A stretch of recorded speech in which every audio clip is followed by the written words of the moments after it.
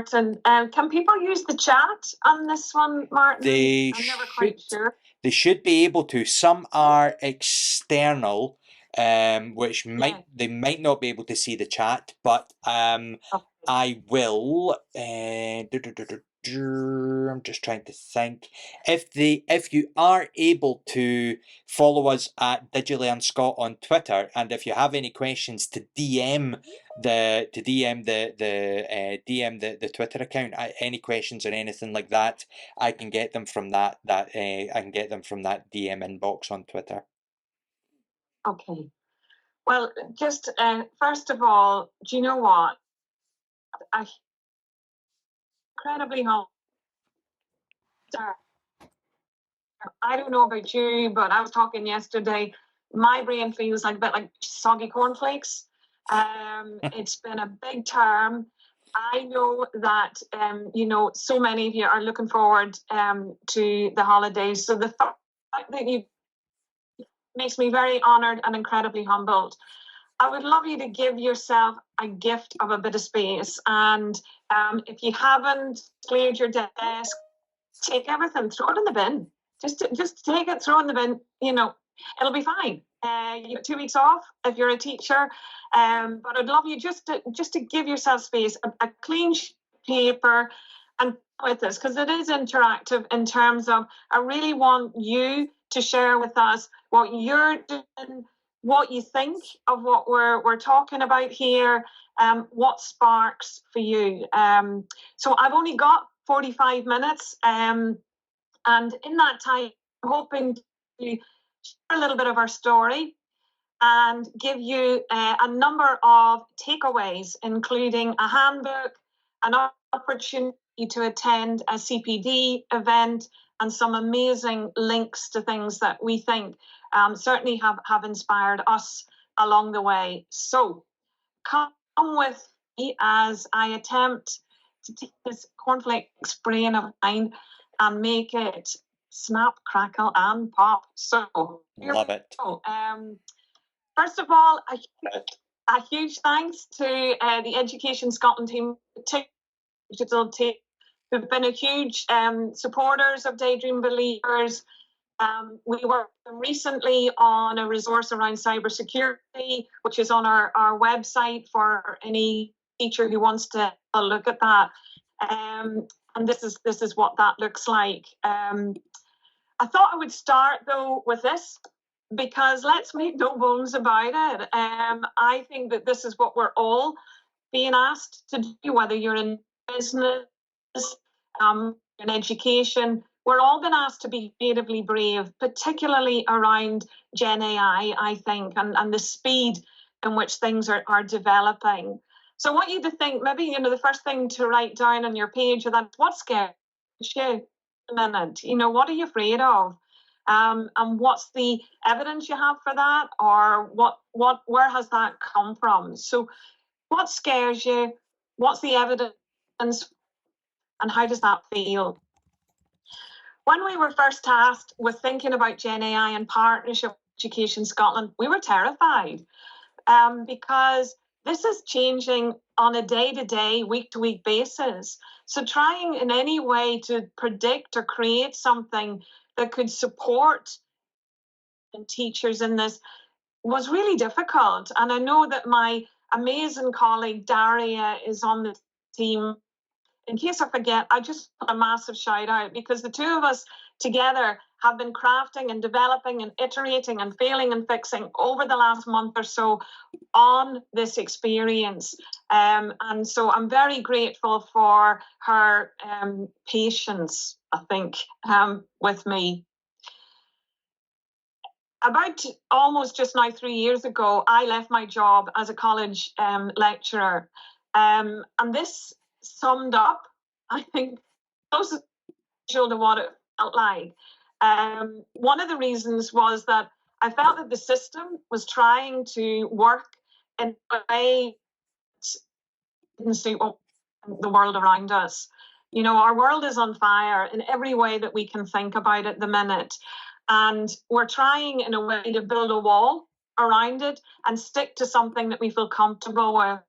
But I think we have to open the door be brave, and recognize what's happening at the minute. And we set up, when I left the college, I went full time on Daydream Believers. And in a way, this kind of became our call to action, to be creatively brave, to think about what would be uncomfortable, what do we need to talk about, what do we need to embrace, we think can't be done. And over the last couple of years, we have tried and failed and fixed and succeeded and not succeeded, but we keep going. And that is around this idea of thinking about, what do we need to do and what do we need to build? So Daydream Believers takes the what and the why and creates a how. Now, at the minute, I think it's quite interesting, and perhaps this is where you sit. I think a lot of the time in education at the minute are thinking about the yes, but. Yes, we know things need to change, but. And that is how I sort of see the super tanker, slow to change, following a predicted path, taking 45 minutes a tanker takes to turn a corner, when in a sense, what we need to be is on the speedboat. And in the speedboat, it's quite an interesting analogy, because often in the boat, you don't care, you are unsure about where you're heading. It's about the process and the energy and the excitement of being in something that is agile and moving at speed. I don't know if you've ever watched, but I love it. And I think it's incredibly prophetic. And this scene where we as humans have become so fat, we've lost the power of our legs, and we just consume. We don't talk to people. We look at algorithms. We are told, predicted. We have lost our power of thought. And what leaves in something different? And we do too. And I think that every one of us working in education, this resonates with us, that we need to support our young people to get to know their own operating systems better, and life. And that's a massive call to action. But for me, it kind of frames where AI sits in this. We have to understand those operating systems, but we have to embrace, recognize, and celebrate our own very human operating system. Here's the thing. We know that we've got this because we were born creative people. We were born critical thinkers. We were born problem solvers. Something to us sometimes in the education system that we believe that in an art class, because we couldn't draw a bowl of fruit, that we weren't creative. And yet, creative. And what I think is interesting is thinking about that in terms of this challenge.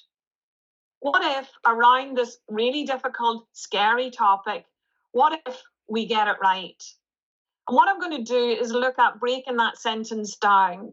So first of all, what is the what if in that? What are some of the questions around Gen AI in terms of the bigger picture?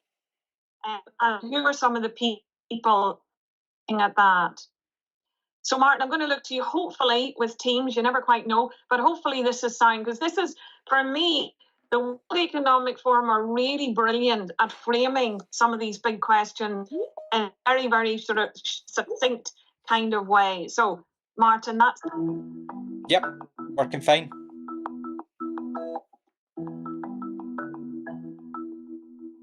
We can't realistically have 15 smart speakers everywhere we go. And so one of our big research findings is that we're going to be moving to what we call ambient experiences, which is shorthand for a sort of digital Downton Abbey, where we don't ask Echo, what's the weather, or Google, what's the weather? We just say, what's the weather? And the right agent jumps up at the right time, gives the right answer.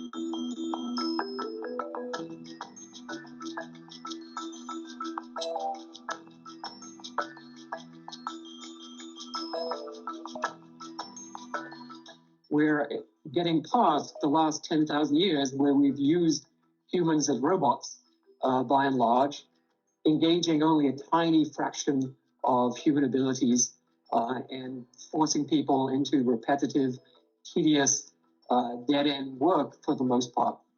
So the age of human robots is over, and we have to figure out a new age that is dramatic changes to the structure of our economy and our society.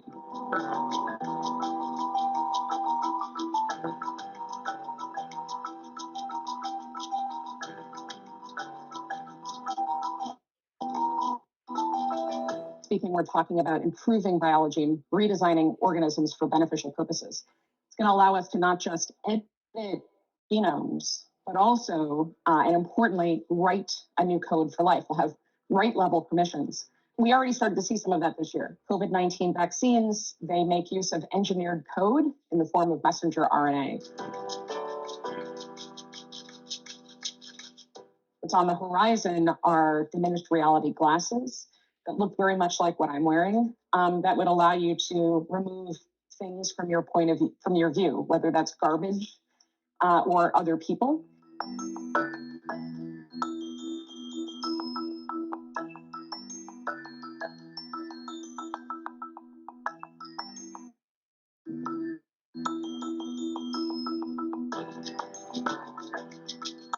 So big kind of thinking, and you can see, lots of predictions. This is the most recent ones in terms of looking at 2027. What reassures me is the top two, and looking at that and thinking of those are what make us uniquely human. And also looking at number 6, curiosity and lifelong learning, and understanding that in this landscape that we're navigating at the minute, that is going to be a key part of us staying ahead of where AI is at the minute. And understanding and looking at that and thinking about that in terms of the compass for our curriculum development. And I think that is really interesting. So we've looked at the what if, and now we're going to have a look at the we. And I really think that we can't in any way in education sit in a little silo at the minute trying to understand this. We've got to think about this in terms of all of us. And that in particular is looking at how businesses are navigating this landscape at the minute. And one of the businesses that we worked with is Dentsu, who are a massive global creative network agencies across the world.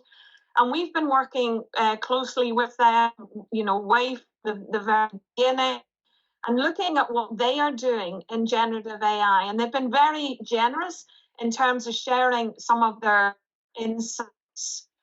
And one of the questions that they're looking at it, because no mistake, the creative industries at the minute is in a really interesting position as it can create images, language models, lots of different things that are jobs within the creative industries. So they've got to very quickly look at how they can pivot. And one of the things that they shared with us is a couple of slides that they use with their clients when they're talking about Gen AI. And I love this because for me, it's kind of reassuring. And it's a kind of question for all of us, like where Gen AI in particular is at the minute. Where are you in this curve with it? Are you at inflated expectations? Or have you tried it and you're in the trough of disillusionment? And what Dentsu talk about with their clients is through that with proof of concept. And in a sense, that's a little bit of what we're trying to do at the minute with the support of Education Scotland and looking, we can create something that's organic, because it has to be organic. It's going to have to keep modeling and reshaping and pivoting as the time progresses. But they shared this, and I love this because it's so important for us to realize, where this can all go wrong, for us to understand that we need to be using our operating system to question, is this right? And understanding that we should always be in control of what's happening. And that's a really important thing in terms of education and our young people too. That curve reminds me a lot about this tweet. You know, the creative process is very like this.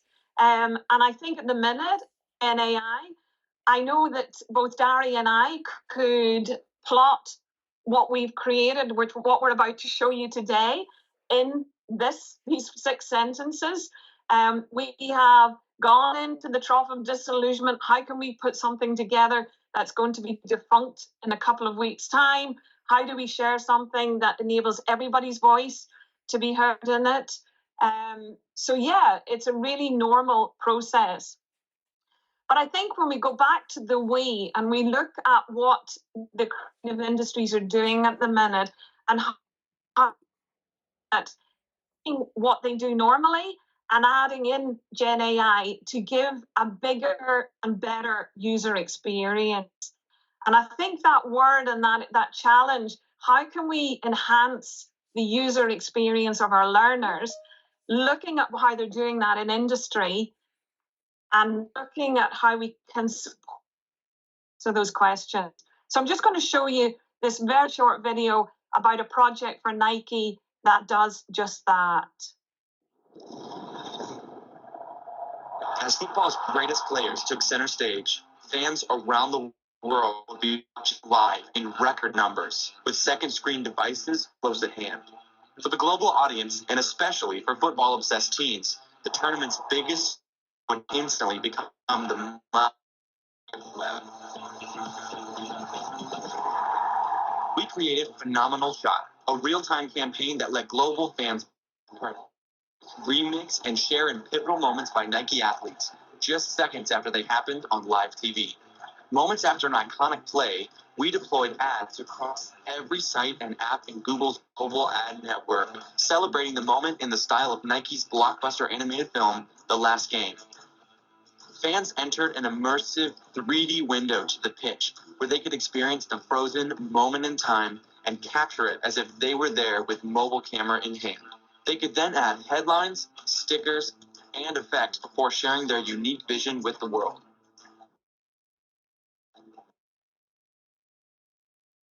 Message. We put the moment in the hands of fans around the world and let them share their own perspectives to immediately say, I saw that, and this was my take. Phenomenal Shot scored big, instant and internationally. Amazing from Nike athletes. Remixed and shared at the height of the global conversation.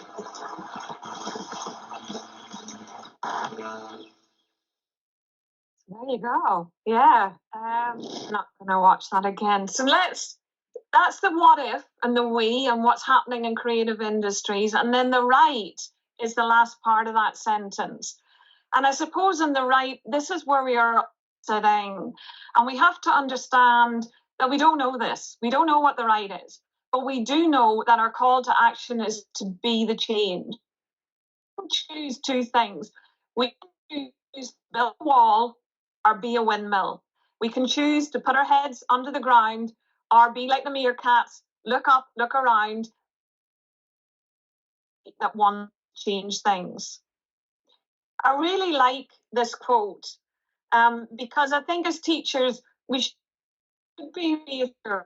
So many people are talking about, AI jobs. And I think, what I look at it and say the uniquely amazing things about good teachers will not be, they will be needed more than ever. And we come back to the do what scares you. When we looked at creating something to support teachers, particularly teachers who were working in secondary school, in high school, we got together some of the teachers in the 35 schools who this on the creative thinking qualification, and in particular, Louis Wickstead, one of the teachers from West Calder High School. Louis, what if we get this right? And he has helped us work with us and his students to put together, and I feel we do need a little bit because this is our AI handbook. And this is the first of the takeaways that we are giving. You are the first people to see this. You are the first people to be able to get this. And through the slides, we're going to give you a QR code that you can look at it on your phone. And Daria will share with the link in the chat that you can also download. So instead of calling this a toolkit, we decided to call it a travel guide. And as everyone knows, a good travel guide should be updated on a regular basis as that experience, as that landscape changes. That's what this is. There is nothing finished about this. The idea is that this will grow, this will be organic, and this will spread. So at the minute, there are over 30 interactive slides in this handbook that we're about to share with you. But we envisage that we will edit and move, and this will grow the more partners that are involved and share their insights with us. Because what we wanted to do is, in framing it under that what if we got it right, we wanted to open up the space for a learner's perspective, for a teacher's perspective, and for people working, in particular within the creative industries and beyond, to share their insights. We asked each of these users to share their favorite tools and tell us why they thought they were working and worth sharing. We asked them to share with us an article, something that resonated with them about Gen AI at the minute, and to let us know why that was important to them. And we also interviewed them. And this, if you put your phone to it, is a link to our Daydream Believers website, website on YouTube, with lots of different interviews that we have, with more to come. And I know Kirsty will be mortified. She does look back at this, but she's there. She's on it, as you can see. She was one of the interviews that we inducted.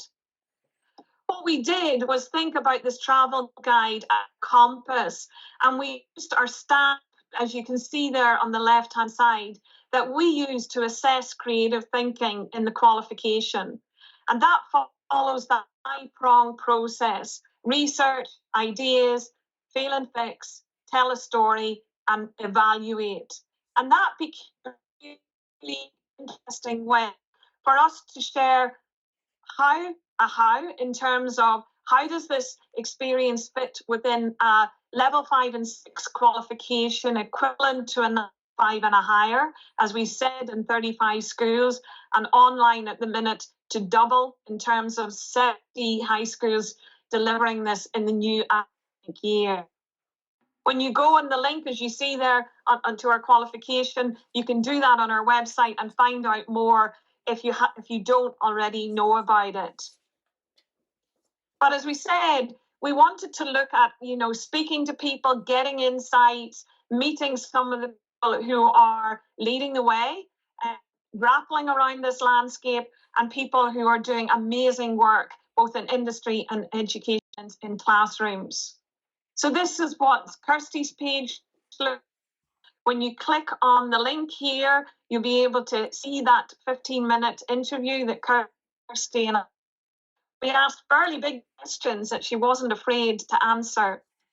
And we went to the classrooms and we interviewed Louis, as you see here. Sorry, Andrew first. This was Andrew from, and he shared some of the tools. So when you click on the handbook, you'll be able to go directly to these tools. Andrew also shared some of the work that he's doing using Padlet, which we'll show you in a wee bit, and how that looks. And we interviewed Louis, and again, using that idea, what's a quote? Why did you think that was important? And an interview with Louis about his experience of working, particularly on the qualification, and how that has worked for him. But we wanted to get students' perspective. And so we interviewed 2 of Louis' S6 students. And we did the same. We asked them, give us a quote. We asked them some interesting questions, cats or dogs. Would you prefer to talk to animals or speak in every human language? And you can see their answers there. And we got them to talk to us about the work they were doing on one of our challenges and how they used Gen AI mapped against that process to tell that story and empower the work that they're doing. So you'll see here, this is some of the research, this is some of the concepts, this is some of the work they've been doing in terms of gathering evidence. And then you begin to see here where, particularly around that iterative process, you visualizing concepts around fail and fix and communicate. They are beginning to use Gen AI. So you'll hear from Amy and Hannah, and this is a bit of a snapshot from both Amy and Hannah. So the brief was to create a game, which could be like a sport or a video game, to encourage teenagers to exercise more, because it's such an issue that teenagers feel like they don't exercise enough and do enough physical activities. So this is to like help them do it in a more fun way. Yeah. So this was the first page I did, and this was the first one that really kind of set the idea in motion, because I was just sitting around and being like, okay, well, how can I turn origami into a game? Well, normally you use A4 or A5 to make origami. What if it was, the size of the table, or, just in the middle of the floor, and you had to get a team of people and make something with it? So this is the first page where I started to discover AI. And this was the first image that I generated, because it's quite similar to my little stickman drawing, where it's this guy looking up to this really big, colourful world. It's like he can feel free to exercise at any level that he wants, And this So the brief. And this is another part of that. It would have taken me a longer amount of time to imagine my idea without the AI. I feel like it really helped me to, especially with my posters and like fleshing out what my game would look like. I feel like I wouldn't be able to imagine it as well. It helped me visualize a lot of things that I probably wouldn't have been able to create myself. I'm not an interior designer, I don't do rooms. So being able to just type in what I had in my head and then see it come to life was very helpful for me. It helps me conquer the bureaucracy of being a teacher. There's a lot of very dry tasks that we need to do as teachers that can take away from enjoying the joy of learning and developing excellent lessons and experiences for young people. AI has helped me in lesson planning. It's helped me reflect on my own practice. It's helped me conduct reports, and it's helped me with tracking and in different ways as well. What that's allowed me to then do is get back to how can I be the very best teacher that I possibly can, rather than how can I be the very best marker or admin person. It's allowed me to be a better teacher because it's freeing up time for me to reflect on how I can make the best experiences for people in my classroom.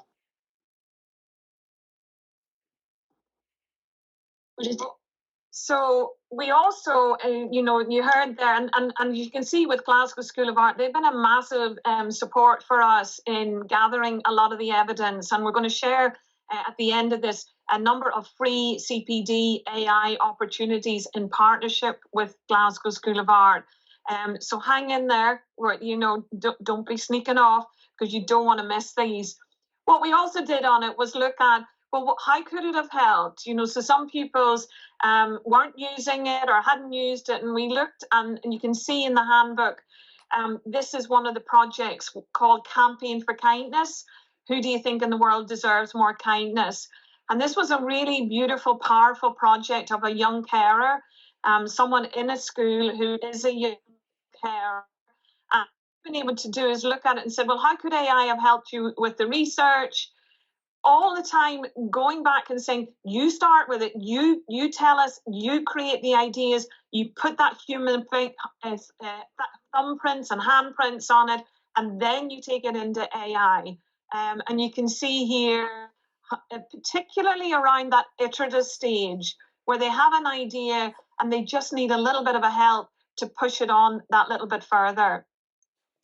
And we talked there about the we, and a huge thing and huge part of this handbook is finding out what's happening in what we often call the real world.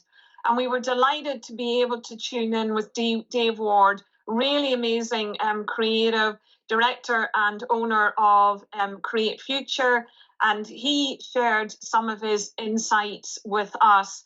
And this is a short video of which is kind of weird, me watching me, but, you know, watching me, watching you. But this is him sharing some of his insight. Okay, next question. In what ways do you think Gen AI enhances your creativity or expands your artistic possibilities?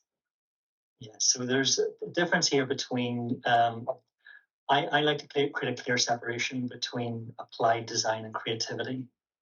So whenever I'm talking about or answering this question, I'll be talking about it in terms of how do we create better ideas. And so whenever we're looking to create better ideas, there's nothing new in the world. No idea is wholly new. It is a combination of multiple things that has created something which is new to us. And so whenever I look at something like a large language model, a generative AI machine, that's what it's doing. It's predicting what would happen if two things came together and made something new. It's predicting what the answer may be. And so we can use that machine in order to generate more fuel for ideas. So if you give it a starting point, you say, this is the area that I'm thinking of. Can you give me 50 more ways that could be used, and give it something else? Say, I want you to act like X, act like a lawyer, act like a doctor, and view this problem. Or imagine that you are in 16 different countries. Give me your view on this. If you give it that little bit of extra, okay, go off and behave this way, it will give you more fuel for your ideas, and very fast. That's beautiful. Yeah. And, you know, that's kind of weird. I think I've just seen my Gen AI clone there. But we talked here a lot about the landscape and thinking about the Gen AI sort of as a travel guide, and something that we, as we said, we have a compass, we have a way that this can grow. And one of the things that we're working on at the minute, with the support of Education Scotland, is a Gen AI website. And we're hoping that this will become a go-to. So what you see here is one of the pages from the handbook that explains it.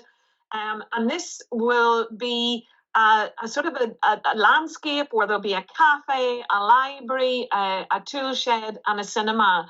And for example, in the cafe, once every month or so, we will open up the cafe, and we'll bring some really interesting people who are doing different things in education and industry around Gen AI, and we will set a few sparks out there. So that's in the keep your eye out for that, and that of this year. I really love this quote because I think at the minute in education, we're all guilty of kind of sharpening our pencils and arranging our notepads, and we're afraid to start. But we have to look at the pace of what's happening outside of that door, outside of those walls, and not be afraid to start. And one of the ways that I think, and Daria is going to put, I hope Daria said to this to you, but she's going to put a wee link in there about AI on Padlet. Now, Padlet is amazing. I love it. It's a digital pinboard, but it's a really beautiful tool for you to put your toe in the water around Gen AI. And when you set up Padlet and you look at it, and you can see on the link, if you're not sure how to do it, there's a link here on the handbook that we're just about to share that shows you how you do this. But you can use AI on Padlet to create planning for lessons around any topic that you can imagine. So if you have got any any space in your brain and you want to try something different over the holidays, have a play around with this. Because what's really interesting is if you use it with a class, you can see, I don't know if you can see there now, I would need to put my glasses on, but Louis' Padlet that he's shown here, you can use it with your class and see iterations that are happening and the prompts around. And start to have these really interesting conversations around prompt generation, lots of different things like that. So Andrew has shared his there, Louis has shared his, and you'll be able to use that. Right. We promised you free gifts. we have 3 amazing opportunities for you coming up for in AI. And this is in particular for English and modern language teachers, maths and science, and social studies teachers. If you're one of our creative thinking teachers out there and you're going, hey, what? Please don't worry, because we're building something amazing for you guys that's going to be launched in May. Now, if you're looking at this and going, that's lovely, Helena, but it's £400, rest assured that if you are a Scottish teacher joining us, using this QR code, you can go on there and get this for free. Yeah. You can register for this for free. So when you scroll down, it will ask you for your postcode. You put in your Scottish postcode and you can get that. But I would say book early to avoid disappointment, because these are filling up fast. And there's a reason that there's donuts in it. That's all I'm saying. Donuts feature very heavily in all of these 3 experiences. Right, we're coming to the end of the experience. And I asked you at the beginning to sort of, clear a bit of paper, think about yourselves in terms of the yes and, and the yes but. And the yes and was the speedboat. And what we've given you is this handbook. So I'm going to leave this slide up here for the minute. If you put your phone to that, it will let you share. That will be the handbook that you can go directly to it. If we can't get this link into the chat, I don't know if we've been able to do that, Martin, but we can send you the link, and I can do that as soon as this is over. But this was for us to do. We weren't sure if there was going to be a chat. If you go on that, put your phone to it, that is the handbook that I have shared. Over 30 pages that we've got there. Now, what if we get this right? This is a call out to every single one of us on this, PM call, because I want you to help us. We cannot do this on our own. And if you are using AI at the minute in your classroom, if you have some really interesting thoughts and challenges around it, please get in touch. That's my email. We cannot do this alone. And we are hugely excited about working with people like yourselves to help shape this travel guide. It has been a really interesting roller coaster. We have learned so much. We have, been able to speak to amazing people, and we know that will grow the more that this experience is publicized and the more that we get out there. But I'm just going to stop sharing there.